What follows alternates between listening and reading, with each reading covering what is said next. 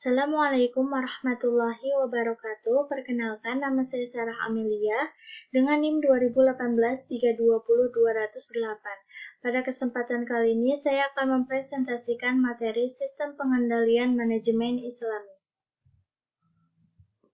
Yang pertama yaitu sistematika tujuan perusahaan berbasis maqasid al-syariah, yaitu perusahaan yang bertujuan untuk mencapai maqasid syariah. Maqasid syariah yaitu tujuan syariah untuk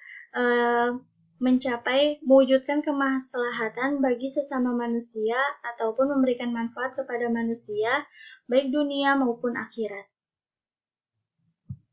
Untuk mencapai maqasid syariah, kita perlu untuk memenuhi 5 faktor. Yang pertama yaitu memelihara agama dalam perspektif Islam, yaitu tidak melanggar syariah. Yang kedua yaitu memelihara jiwa. Jiwa dalam perspektif perusahaan yaitu sesuatu yang membuat perusahaan terus-menerus hidup, yaitu seperti penjualan. Yang ketiga yaitu memelihara akal. Akal dalam perusahaan yaitu pemimpin dan anggota organisasi yang mengembangkan usaha. Yang keempat yaitu memelihara keturunan. Maksudnya yaitu mendapatkan keuntungan juga keberkahan.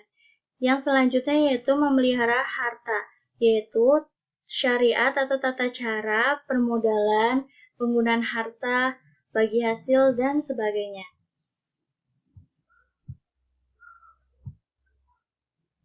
Kemudian yang selanjutnya adalah interaksi stakeholders, pengendali pemeriksa dalam perusahaan Islami. Stakeholders adalah pihak-pihak yang memiliki kepentingan dengan perusahaan, misalnya yaitu konsumen, karyawan, pelanggan, supplier, dan sebagainya. Pengendali adalah pihak-pihak yang mempunyai kewenangan untuk mengelola perusahaan atau mengambil keputusan dalam pengelolaan perusahaannya.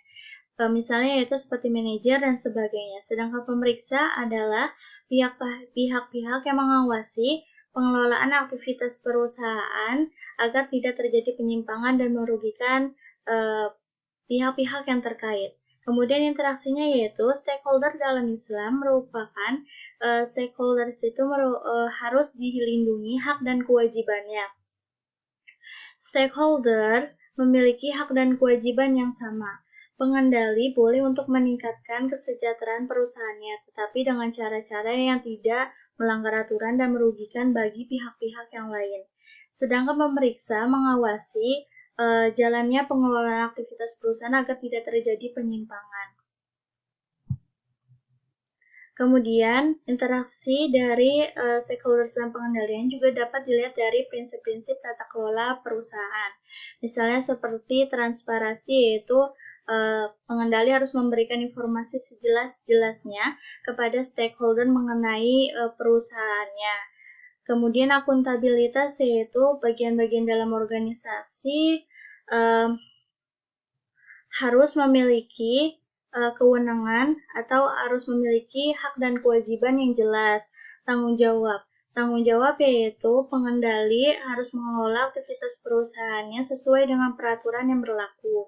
Kemudian kemandirian yaitu pengendali melakukan pengelolaan aktivitas dilakukan secara profesional tanpa ada yang mempengaruhi.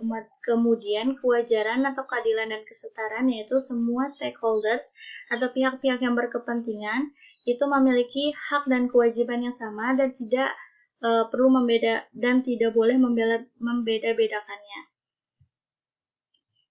Kemudian rekonstruksi desain sistem penata kelolaan dan pengendalian Islami berbasis maqasid al-syariah.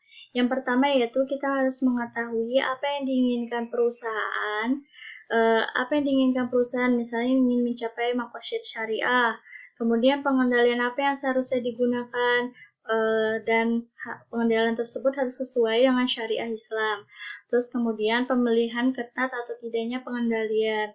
Jadi dipilih apakah pengendaliannya ketat ataukah tidak. Kemudian yang keempat beradaptasi terhadap perubahan. Yang kelima yaitu mempertahankan pengendalian yang baik. Pengendalian yang baik itu harus selalu dipertahankan. Baik, sekian saya kira cukup. Terima kasih. Apabila saya ada kesalahan, saya mohon maaf yang sebesar-besarnya. Wassalamualaikum warahmatullahi wabarakatuh.